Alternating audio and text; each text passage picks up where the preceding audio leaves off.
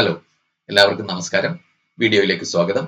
നമ്മൾ ഈ വീഡിയോയിൽ ഹൈഡ്രജൻ ഇന്ധനത്തെക്കുറിച്ച് തന്നെയാണ്. ഹൈഡ്രജൻ ഇന്ധനത്തെക്കുറിച്ച് നമ്മൾ സംസാരിച്ച വീഡിയോയുടെ രണ്ടാമത്തെ വീഡിയോയിൽ അല്പം വ്യക്തത കുറവുണ്ട് എന്ന് ചില സുഹൃത്തുക്കൾ അഭിപ്രായപ്പെട്ടു. അതുകൊണ്ട് അത് ഒന്ന് ചെയ്യുന്നു എന്നേ ഉള്ളൂ. ഇത്തിരി വേഗത്തിൽ നമുക്ക് അതിലൂടെ കടന്നു പോകാം. ഈ കാണുന്ന ഉപകരണം ജലത്തെ വിഘടിപ്പിക്കുന്ന കാര്യമായിരുന്നു നമ്മൾ ആ രണ്ടാമത്തെ വീഡിയോയിൽ ചർച്ച ചെയ്തത്. ജലത്തെ വിഘടിപ്പിക്കുന്ന ഒരു ഫാക്ടറി സെറ്റപ്പാണ് ഈ കാണുന്നത്. അപ്പൊ അത് വലുതാണ്, കോംപ്ലക്സ് ആണ് എന്ന് മനസ്സിലാക്കാൻ വേണ്ടിയിട്ട് ആ ചിത്രം കാണിച്ചു എന്നേ ഉള്ളൂ. വളരെ സിമ്പിളായി നടക്കുന്ന ഒരു കാര്യമല്ല.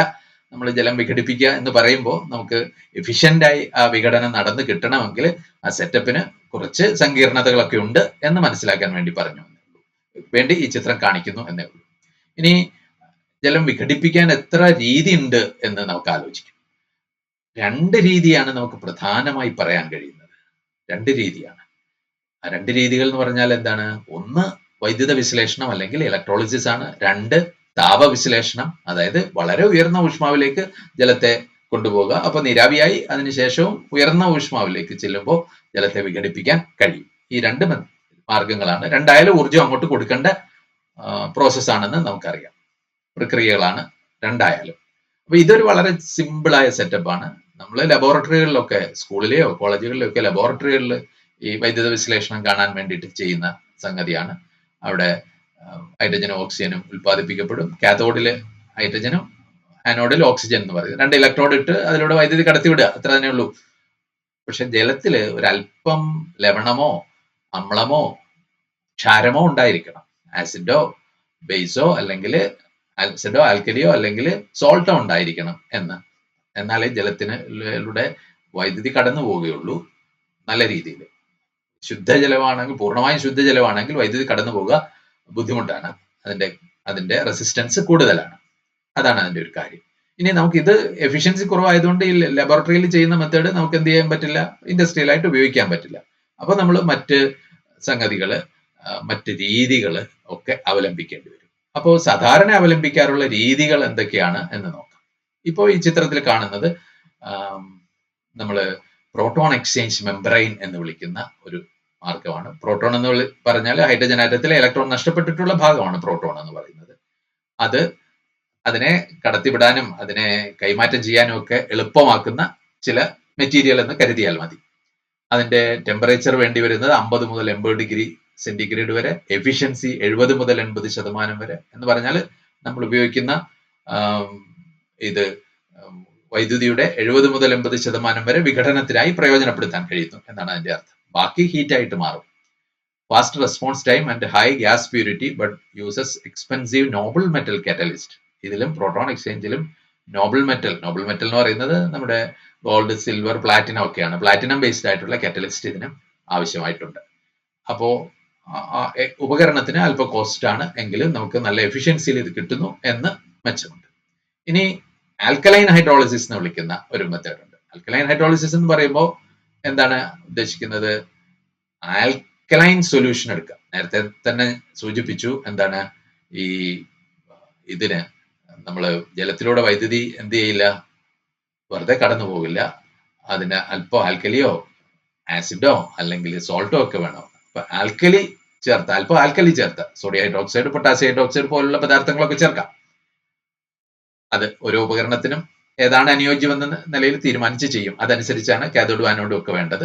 ഇലക്ട്രിസിറ്റി കൊണ്ടുവരാൻ വേണ്ടിയിട്ടുള്ള ഒരു 3 ചേംബറായിട്ടൊക്കെ വെച്ചിട്ടാണ് റിയാക്ഷൻ നടത്തുന്നത്. ഈ ചേംബറുകൾ തമ്മിലൊക്കെ ബന്ധിച്ചിട്ടുണ്ടാവും, എങ്കിലേ ഇത് അവിടെ കാര്യങ്ങൾ നടന്നു പോകാൻ വേണ്ടിയിട്ട് ആ മാതിരി സംവിധാനങ്ങളൊക്കെ ഉണ്ടായിരിക്കും. അപ്പോ എന്തുമാകട്ടെ, ഇത് നമുക്ക് ഹൈഡ്രജൻ ഓക്സിജൻ വേർതിരിച്ച് കിട്ടാം. ഇവിടെയും എഫിഷ്യൻസി എന്ന് പറയുന്നത് 60 മുതൽ 80% വരെ. അപ്പൊ ഇവിടെ എഫിഷ്യൻസി മറ്റേതിനേക്കാൾ ഒരല്പം കുറവാണെന്ന് പറയാം. മറ്റേത് 70-80, അപ്പൊ ആവറേജ് 75 ആയിരുന്നു. ഇത് 60-80, ആവറേജ് 70 ആകുന്നു. ടെമ്പറേച്ചർ വേണ്ടത് 60 മുതൽ 80 വരെ. ടെമ്പറേച്ചർ മറ്റേതിനോട് ഏകദേശം തുല്യമാണ്. മറ്റേത് 50-80 ആയിരുന്നു, ഇത് 60-80 ആ റേഞ്ചിലാണ് വേണ്ടത്. അല്പം കൂടി ഉയർന്ന ടെമ്പറേച്ചർ വേണമെന്ന് പറയാം. ഇനി ആനയോൺ എക്സ്ചേഞ്ച് മെംബ്രെയിൻ ഉണ്ട്. നമ്മൾ H+ അയോൺ അല്ലെങ്കിൽ പ്രോട്ടോൺ എക്സ്ചേഞ്ച് ചെയ്യുന്ന പോലെ അവിടെ ഒരു നെഗറ്റീവ് ചാർജുള്ള അയോൺ ഉണ്ടാവും, അത് എക്സ്ചേഞ്ച് ചെയ്യുന്ന തരം. അപ്പോൾ അതിന്റെ ടെക്നിക്കൽ ഡീറ്റെയിൽസിലേക്ക് പോകണ്ട. അതിൽ കുറച്ചുകൂടി ടെമ്പറേച്ചർ കുറവ് മതി എന്നൊരു മെച്ചമുണ്ട്. 40 മുതൽ 60 വരെ. അതിന്റെ എഫിഷ്യൻസി പക്ഷെ കുറവാണ്, 70%. പക്ഷെ ലോ കോസ്റ്റ് മെറ്റീരിയൽ ഉപയോഗിക്കാൻ നമുക്ക് സോളിഡ് മെമ്പറിൻ ഡിസൈനും ഒക്കെ കുറച്ചുകൂടി കോസ്റ്റ്ലി ബെറ്റർ ആണ്. കോസ്റ്റ് വൈസ് ആയിട്ട് അത് ചീപ്പർ ആയിട്ട് ചെയ്യാൻ കഴിയും. അപ്പോൾ അങ്ങനെ ഒരു അഡ്വാൻറ്റേജ് ഓരോ മെത്തേഡിനും അപ്പോൾ ചില അഡ്വാൻറ്റേജും ഡിസഡ്വാൻറ്റേജും ഒക്കെ ഉണ്ട്. ഇനി ഒരു മാർഗമുണ്ട്, കുറച്ചുകൂടി എഫിഷ്യന്റ് ആണെന്ന് നമുക്ക് വേണമെങ്കിൽ പറയാവുന്ന ഒരു മെത്തേഡ് ഉണ്ട്. അതിനെ പറയുന്ന പേര് സോളിഡ് ഓക്സൈഡ് ഇലക്ട്രോളിസിസ് സെൽ എന്നാണ് പറയുന്നത്. സോളിഡ്, അതിന്റെ ചിത്രം കൂടി കാണാം നമുക്ക്. Solid oxide electrolysis cell. അപ്പൊ പേര് കേൾക്കുമ്പോൾ തന്നെ നമുക്ക് ഊഹിക്കാം ഇതൊരു സോളിഡ് സ്റ്റേറ്റിലാണ് അവിടെ ഈ മെറ്റീരിയൽ, ഓക്സൈഡ് മെറ്റീരിയൽ. എന്ത് ഓക്സൈഡ് ആണെന്ന് ചോദിച്ചാൽ അത് അവിടെ ഉപയോഗിക്കുന്നത് സിറാമിക് ഓക്സൈഡ് എന്ന് പറയും. എന്ന് പറഞ്ഞാൽ സിറാമിക്സ് എന്ന് വിളിക്കുന്ന സംഗതികളുടെ ഓക്സൈഡ്സ് ആണ് അവിടെ ഉപയോഗിക്കുന്നത്. സോളിഡ് ഓക്സൈഡ് ഇലക്ട്രോലൈസ് അല്ലെ ഇട്രിബിയം എന്ന് പറയുന്ന എലമെന്റ്, സിർക്കോണിയം, ഇതിന്റെയൊക്കെ ഓക്സൈഡ് ആണ് സിറാമിക്സ് എന്നറിയപ്പെടുന്നത്. അപ്പോ അതിന്റെയൊക്കെ കമ്പൈൻഡ് ആയിട്ടുള്ള ലാന്തനം, ഇതൊക്കെ റെയർ എർത്ത് എലമെന്റ്സിൽ പെടുന്നതാണ്. അപ്പോൾ അതിന്റെയൊക്കെ ഓക്സൈഡുകൾ ഒരു ഇലക്ട്രോലൈറ്റ് ആയിട്ട് ആക്ട് ചെയ്യുന്നു എന്നാണ് നമ്മൾ മനസ്സിലാക്കേണ്ടത് അതിൽ നിന്ന് വരുന്നത്. ഇനി ഇത് ജലം ഗ്യാസിന്റെ രൂപത്തിൽ, അതായത് വേപ്പറിന്റെ രൂപത്തിലായിരിക്കും ജലം അങ്ങോട്ട് ഉള്ളിലേക്ക് ചെല്ലുക. ഈ ഓക്സൈഡ് അയോണായിട്ട് അതിൽ ഓക്സൈഡ് ഉണ്ടാവും, അതുമായിട്ടുള്ള എക്സ്ചേഞ്ച് ഒക്കെ നടക്കും. അപ്പോൾ എന്തോ ആയിക്കോട്ടെ, നമുക്ക് finally hydrogen and oxygen you will get. അപ്പൊ ഇവിടെ ഈ മെത്തേഡിന് കുറച്ചുകൂടി അഡ്വാൻറ്റേജസ് ഉണ്ട്. അതോടൊപ്പം ഇതിന്റെ മെറ്റീരിയലിന്റെ ദൗർലഭ്യവും പ്രശ്നങ്ങളും ഉണ്ട്. അപ്പോൾ അതെന്താണെന്ന് വെച്ചാല് സിറാമിക് ഓക്സൈഡ് ആണ് ഉപയോഗിക്കുന്നത്. ഓപ്പറേറ്റിംഗ് ടെമ്പറേച്ചർ കുറച്ചുകൂടെ ഹയർ വേണം, 700 മുതൽ 1000 ഡിഗ്രി സെൽഷ്യസ് വരെ വേണം. പക്ഷെ എഫിഷ്യൻസിയുടെ 85 to 90% ഉണ്ട്. അപ്പോൾ ഒരു 90% വൈദ്യുതി വരെ നമുക്ക് എന്തിനു വേണ്ടി ഉപയോഗിക്കാം, ഇത് സ്പ്ലിറ്റ് ചെയ്യാനായിട്ട് ഉപയോഗിക്കപ്പെടുന്നു. Highest efficiency potential but faces material wear and long startup times. ഇത് സെറ്റപ്പ് ചെയ്തെടുക്കാൻ വേണ്ട സമയവും അതിന്റെ സംഗതികളും ഒക്കെ കൂടുതലാണ്. അപ്പോൾ ഈ ഇലക്ട്രോളിസിസിന് ഇങ്ങനെ പല മെത്തേഡ്സ് ഉണ്ടെന്ന് കണ്ടു. ഇതിനൊക്കെ ചില അഡ്വാൻറ്റേജസും ഡിസഡ്വാൻറ്റേജസും ഉണ്ടെന്ന് നമുക്ക് കാണാൻ വളരെ എളുപ്പമാണ്. ഇനിയുള്ള മെത്തേഡ് എന്താണ്? ഇനിയുള്ള മെത്തേഡ് നമ്മൾ തെർമോളിസിസ് എന്ന് പറയാം. തെർമോളിസിസ് എന്ന് പറയുമ്പോൾ എന്തായിരിക്കും? ഹീറ്റ് കൊടുത്തിട്ട് നമ്മൾ എന്ത് ചെയ്യുക, ഇത് വാട്ടറിനെ സ്പ്ലിറ്റ് ചെയ്യുക. അപ്പോൾ അതിന് കാണിച്ചിരിക്കുന്ന ചിത്രം മറ്റൊരു ചിത്രമാണ്. നമുക്ക് ഡയറക്റ്റ് ഹീറ്റ് കൊണ്ട് തന്നെ ചെയ്യുന്ന ഒരു കോംപ്ലക്സ് മെത്തേഡാണ് ആ ചിത്രത്തിൽ കാണിച്ചിരിക്കുന്നത്. നമ്മൾ യഥാർത്ഥത്തിൽ നമുക്ക് ഡയറക്റ്റ് ആയിട്ട് ഹീറ്റ് ചെയ്യണമെങ്കിൽ 2000 ഡിഗ്രി സെൽഷ്യസിന് മുകളിൽ വേണം. എന്നാലേ എന്ത് ചെയ്യുള്ളൂ, അത് വാട്ടറിനെ സ്പ്ലിറ്റ് ചെയ്യാൻ കഴിയുള്ളൂ, വാട്ടർ വേപ്പറിനെ. അതിന്റെ എഫിഷ്യൻസി ഒരു 40% അടുത്തൊക്കെ വരുള്ളൂ. റാപ്പിഡ് ഗ്യാസ് റീകോമ്പിനേഷൻ, ഇത് സ്പ്ലിറ്റ് ചെയ്യുന്ന ഹൈഡ്രജൻ ഓക്സിജനും വീണ്ടും റിയാക്ട് ചെയ്യാനും മറ്റു പല കൺസ്ട്രെയിൻസും ഉണ്ട്, അതിന്റെ ഉപകരണം നിർമ്മിക്കാനും ഒക്കെ. അപ്പോൾ നമുക്ക് അത് ഡയറക്റ്റ് ഹീറ്റിംഗ് എന്ന് പറയുന്നത് അത്ര ഒരു കരണീയമല്ല. തന്നെയുമല്ല, ഇതിനും വേണ്ടി വരും, എന്ത് വേണ്ടി വരും, കറ്റാലിസ്റ്റുകൾ വേണ്ടി വരും. ഇതിന്റെ ടെമ്പറേച്ചർ അല്പമൊക്കെ ഒന്ന് മോഡറേറ്റ് ചെയ്യാൻ, ഒരു 1600 ഇത് കുറച്ചൊക്കെ മോഡറേറ്റ് ചെയ്ത് കൊണ്ടുവരാൻ കഴിയും. അതിനും നമുക്ക് പല കാറ്റലിസ്റ്റുകളും വേണ്ടി വരും, കോംപ്ലക്സ് ആയ കാറ്റലിസ്റ്റുകൾ വേണ്ടി വരും. അപ്പോ അതാണ് ഡയറക്റ്റ് ഹീറ്റിംഗ് സാധാരണയായി ഉപയോഗിക്കാറില്ല. പക്ഷെ ഹീറ്റിംഗ് തന്നെ നമ്മൾ ചില പ്രത്യേക മെത്തേഡിൽ ചെയ്യാറുണ്ട്. അതാണ് പറയുന്നത് കീമോസൈക്ലിക് പ്രോസസ് എന്ന് പറയും. അതായത് അന്തിമ ഫലം വാട്ടർ സ്പ്ലിറ്റ് ചെയ്യുന്നത് തന്നെയാണ് ഹൈഡ്രജൻ ആയിട്ടും ഓക്സിജൻ ആയിട്ടും. പക്ഷെ മൾട്ടിപ്പിൾ സ്റ്റെപ്പ്, ഒന്നിലധികം സ്റ്റെപ്പുകളിലൂടെ ഇതിന്റെ ഇടയിൽ മറ്റു ചില പദാർത്ഥങ്ങൾ ചേർത്ത് അതൊക്കെ റിയാക്ഷനിൽ പങ്കെടുക്കുക. പക്ഷെ റിയാക്ഷനിൽ ഒരു സ്റ്റെപ്പിൽ ഉപയോഗിക്കുന്നത് മറ്റൊരു സ്റ്റെപ്പിൽ പ്രൊഡ്യൂസ് ചെയ്യുന്നുണ്ടാവും. അപ്പോൾ ടോട്ടലായിട്ട് നമ്മൾ അധികമായി ചേർക്കുന്ന പദാർത്ഥങ്ങൾ എന്ത് ചെയ്യേണ്ട, പുതിയതായിട്ട് കൊടുത്തുകൊണ്ടിരിക്കേണ്ട ആവശ്യമില്ല. അത് തന്നെ റീയൂസ് ചെയ്തുകൊണ്ടേയിരിക്കും. അത് യൂസ് ചെയ്യുക, അത് റീപ്രൊഡ്യൂസ് ചെയ്യും, യൂസ് ചെയ്യും, റീപ്രൊഡ്യൂസ് ചെയ്യും. അത്തരം പ്രോസസ്സിനാണ് കീമോസൈക്ലിക് പ്രോസസ് എന്ന് പറയുന്നത്. നമ്മൾ അധികമായി കൊടുക്കുന്നത് വാട്ടർ കണ്ടിന്യൂസ് ആയി കൊടുത്തുകൊണ്ടിരിക്കുന്നു. അത് വാട്ടർ വേപ്പർ ഫോമിലോ ആയിരിക്കും കൊടുക്കുക. അത് ഫൈനലി സ്പ്ലിറ്റ് ചെയ്ത് ഹൈഡ്രജനോ ഓക്സിജനോ ആകും. ഇതാണ് കീമോസൈക്ലിക് പ്രോസസ് എന്ന് പറയുന്നത്. ഇതിന്റെ ടെമ്പറേച്ചർ നമുക്ക് 500 മുതൽ 1200 ഡിഗ്രി സെൽഷ്യസ് വരെയൊക്കെ ഉപയോഗിക്കുന്ന തരം പ്രോസസ്സുകളുണ്ട്. ഇതിന്റെ എഫിഷ്യൻസി 30%, 50% വരെയൊക്കെ എഫിഷ്യൻസി ഉപയോഗിക്കാറുണ്ട്. അത് ഹീറ്റ് നമ്മൾ സോളാർ കോൺസെൻട്രേറ്റർ, അതായത് സണ്ണിന്റെ എനർജി ഉപയോഗിച്ചിട്ട് ചെയ്യാം. നമ്മൾ നേരത്തെ കണ്ടതാണ്, വലിയ മിററൊക്കെ ഉപയോഗിച്ച് കോൺകേവ് മിററൊക്കെ ഉപയോഗിച്ച് ഇത് സൺലൈറ്റിനെ കോൺസെൻട്രേറ്റ് ചെയ്ത് ചൂടാക്കുന്ന ഒക്കെ മെത്തേഡ് ഉണ്ട് ഇതിന് ഉപയോഗിക്കാവുന്ന. അതിനൊക്കെ പരീക്ഷണങ്ങൾ നടക്കുന്നുണ്ട്. ഇതിലെ ഒരു കീമോസൈക്ലിക് പ്രോസസ് ആണ് ഈ കാണിച്ചിരിക്കുന്നത്. ഇതിന് പറയുക കോപ്പർ ക്ലോറൈഡ് പ്രോസസ് എന്ന് പറയും, ഹൈബ്രിഡ് പ്രോസസ് എന്ന് പറയും, കോപ്പർ ക്ലോറൈഡ്. അപ്പൊ അതിൽ അധികമായി ഉപയോഗിക്കുന്ന കോപ്പറും ഹൈഡ്രജൻ ക്ലോറൈഡ് വാതകമാണ് ഉപയോഗിക്കുന്നത്. അത് പല പ്രോഡക്റ്റ് ഉണ്ടാവും. ഈ ചിത്രത്തിൽ കാണിച്ചിരിക്കുന്ന പോലെ പല പ്രോഡക്റ്റ് ഉണ്ട്. പക്ഷെ ഇതൊക്കെ എന്ത് ചെയ്യും, ഒരു സ്റ്റെപ്പിൽ ഉപയോഗിക്കുന്ന മറ്റൊരു സ്റ്റെപ്പിൽ റീപ്രൊഡ്യൂസ് ചെയ്യുന്നുണ്ടാവും. അപ്പൊ അതൊക്കെ സൈക്കിൾ ചെയ്താൽ മതി. നമ്മൾ ഒരിക്കൽ കോപ്പറും HCl എടുത്തത് ഇത് സ്റ്റാർട്ട് കിക്ക് സ്റ്റാർട്ട് ചെയ്ത് കഴിഞ്ഞാൽ അത് അവിടെയൊക്കെ തന്നെ ഉപയോഗിക്കപ്പെടും. പക്ഷെ ഇത് ഒരു ചേംബറിലല്ല. നമുക്ക് കാണാം ചില റിയാക്ഷൻസ് ഇവിടെ അതിലൊരു സ്റ്റെപ്പിൽ അല്പം ഇലക്ട്രോളിസിസ് ചെയ്യണം. അതാണ് ഈ CuCl2നെ ഇലക്ട്രോളിസിസ് ചെയ്ത് മാറ്റുന്ന സംഗതിയുണ്ട്. ഫോർ CuCl അക്വസിനെ CuCl2+Cu ആയിട്ട് ഇലക്ട്രോളിസിസ് ചെയ്യുന്ന ഒരു പ്രോസസ്സും ഉണ്ട്. അവിടെ അല്പം ഇലക്ട്രിസിറ്റി ഉപയോഗിക്കേണ്ടി വരും. അപ്പൊ ഇതിന്റെയൊക്കെ ചില റിയാക്ഷൻസ് നടക്കുന്ന 400-ലാണ്, ചിലത് ഏതാണ്ട് 500-നോട് അടുത്ത സ്റ്റെപ്പിൽ നടക്കേണ്ട റിയാക്ഷൻ ഉണ്ട്. അപ്പൊ ഇത് ഈ ചിത്രം എല്ലാവരും പഠിക്കാനൊന്നും നമ്മൾ ഉദ്ദേശിച്ചിട്ടില്ല, ജസ്റ്റ് കണ്ടാണ്. അപ്പോൾ ഇതാണ് കീമോസൈക്ലിക് പ്രോസസ് എന്ന് പറയുന്നത്. അപ്പൊ നമുക്ക് ടെമ്പറേച്ചർ ഡയറക്റ്റ് ചെയ്താൽ 2000°C വേണ്ടി വരുന്നത് എന്ത് മതി, ഇവിടെ നമുക്ക് പരമാവധി ടെമ്പറേച്ചർ 500-ന് താഴെ മതി എന്നുള്ളതാണ് ഒന്നാമത്തെ അഡ്വാൻറ്റേജ്. പിന്നെ നമ്മൾ ജലം അല്ലാതെ അധികമായി ഉപയോഗിക്കുന്ന പദാർത്ഥങ്ങളൊക്കെ റീപ്രൊഡ്യൂസ് ചെയ്ത് അത് തന്നെ വീണ്ടും വീണ്ടും ഉപയോഗിച്ചുകൊണ്ടിരിക്കുന്നു എന്നതാണ്. പക്ഷെ ചില സംഗതിയൊക്കെ നമുക്ക് ഉപയോഗിക്കുന്ന സോളിഡ് ആയിട്ട് ഉപയോഗിച്ച് തുടങ്ങിയത് ചിലപ്പോൾ സൊല്യൂഷൻ ആയിട്ടാണ് കിട്ടുന്നത്. അപ്പോൾ അത് റിക്കവർ ചെയ്യാൻ എന്ത് വേണം, ഈ CuCl2 എന്ന് പറയുന്ന സംഗതിക്ക് തന്നെ അങ്ങനെയുണ്ട്. അത് എവാപ്പറേറ്റ് ചെയ്ത് റിക്കവർ ചെയ്തെടുത്തിട്ടാണ് പിന്നെ ഉപയോഗിക്കുന്നത്. അപ്പോ ഈ പ്രോസസ്സ് ഒരു കോംപ്ലക്സ് പ്രോസസ് ആണ് എന്ന് കാണിക്കാൻ വേണ്ടിയിട്ട് ഈ ചിത്രം കാണിച്ചതേ ഉള്ളൂ.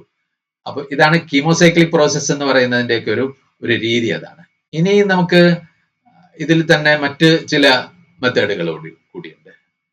ഈ കീമോസൈക്ലിക് പ്രോസസ്സിന് തന്നെ നമുക്ക് പറയാവുന്ന ചില പ്രത്യേകതകൾ കൂടിയുണ്ട്.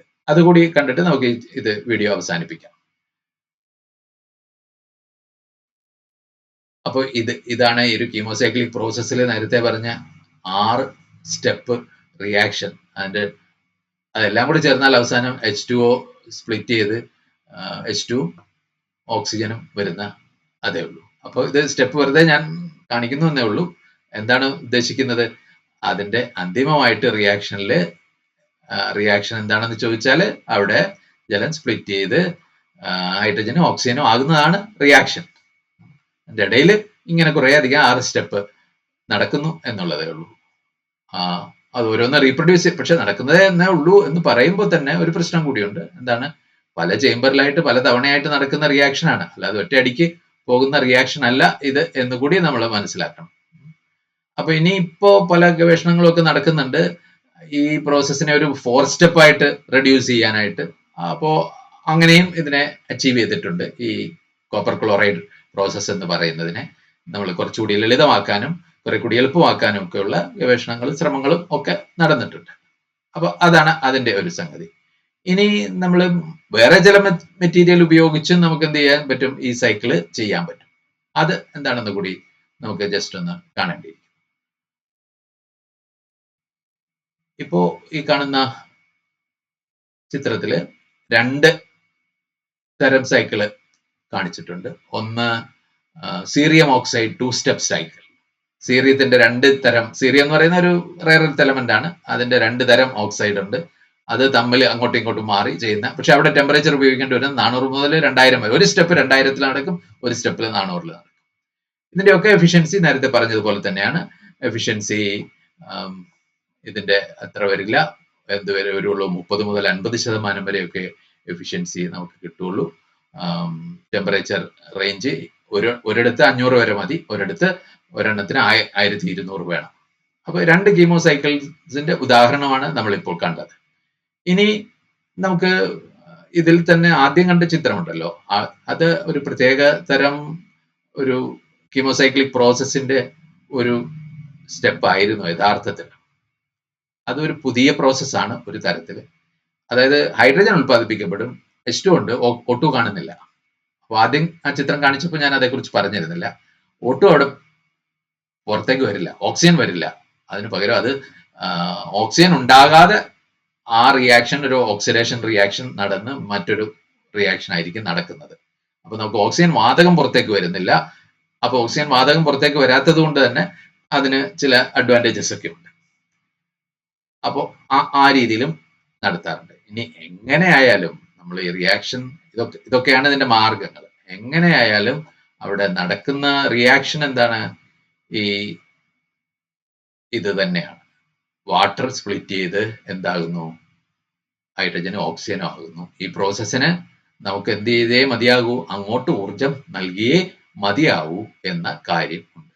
അത് നമ്മൾ ഓർത്തിരിക്കുക. എന്തായാലും ഊർജം അങ്ങോട്ട് കൊടുത്തേ മതിയാകൂ. ഇത് അതിന് വേണ്ടുന്ന മിനിമം ഊർജത്തിന്റെ അളവ് ജൂൾസിൽ അവിടെ കാണിച്ചിരിക്കുകയാണ് എന്നേ ഉള്ളൂ. അത്രേ ഉള്ളൂ. അതുകൊണ്ട് ഉദ്ദേശിക്കുന്ന അത്രേ ഉള്ളൂ.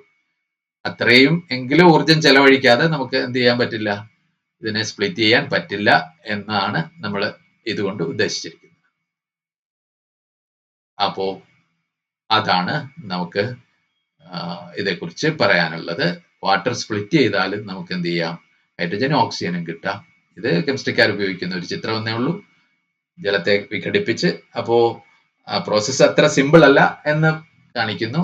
നേരെ മറിച്ച് രണ്ടാമത്തെ കാര്യം, ഊർജം അങ്ങോട്ട് കൊടുക്കേണ്ടതാണ്.